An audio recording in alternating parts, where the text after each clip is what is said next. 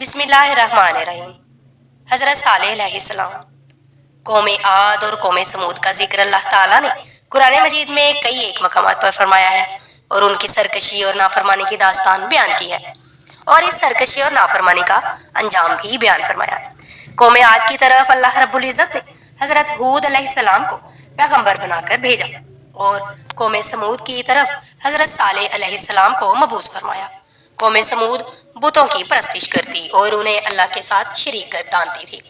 अल्लाह ताला ने उन्हीं में से हज़रत सालेह अलैहिस्सलाम को उनकी हिदायत और नसीहत के लिए मुंतखब फरमाया।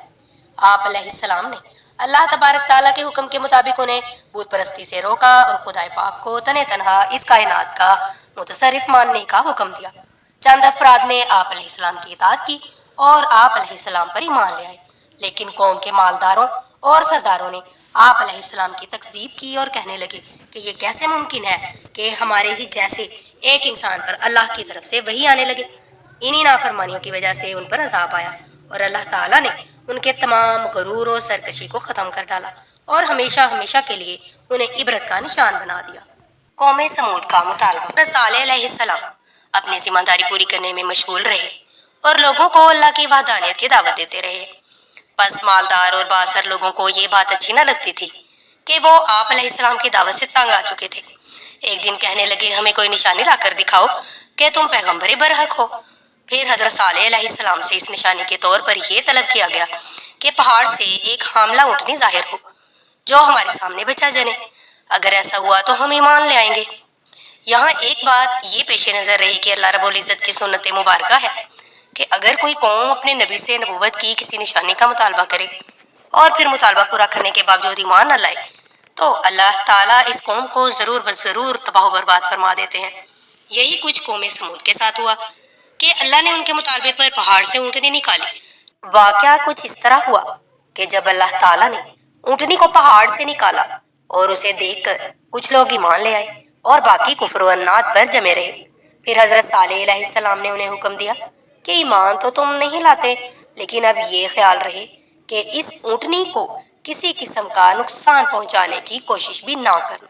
नाज़रीन कराम, हजरत सालेह अलैहिस्सलाम ने अपनी कौम को वाज़ेह तौर पर बता दिया कि अगर तुमने ऊँटनी को नुकसान पहुंचाने की कोशिश की तो अल्लाह ताला के अज़ाब से तुम्हें कोई बचाने वाला नहीं। उधर उस ऊँटनी की यह हालत थी कि जब वो पानी वगैरह पीने के लिए जाती तो कौम के जानवर उनसे डरते थे और भागते थे।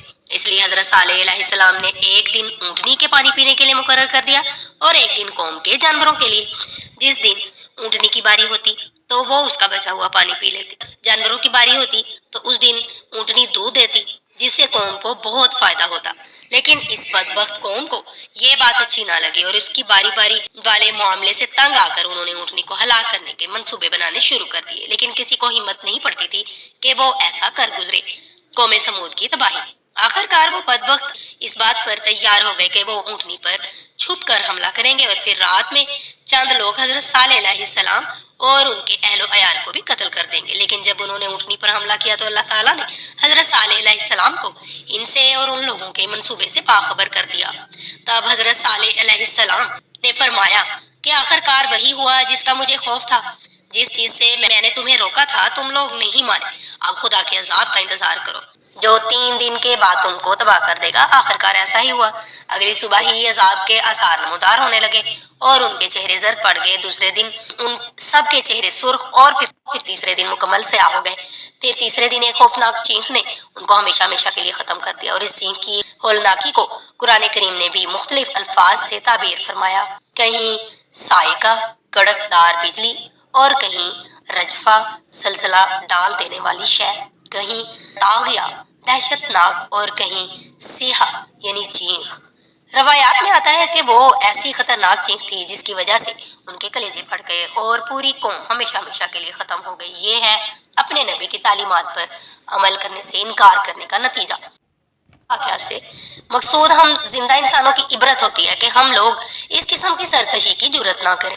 अल्लाह ताला ने हमें कुरान मजीद में पिछली कौमों के वाक़यात और इनकी गलतियों से बाखबर किया है ताकि हम इसका शिकार ना हो जाएं। लेकिन अफसोस के हम फिर भी सबक हासिल नहीं करते। अल्लाह ताला हमें सबक हासिल करने की तौफीक अता फरमाए। چینل کو سبسکرائب کریں اور مزید ویڈیوز دیکھنے کے لیے میرے چینل کا بیل آئیکن آن کر دیں۔ ملتے ہیں اگلی ویڈیو میں، اپنا بہت سا خیال رکھیے، اللہ حافظ۔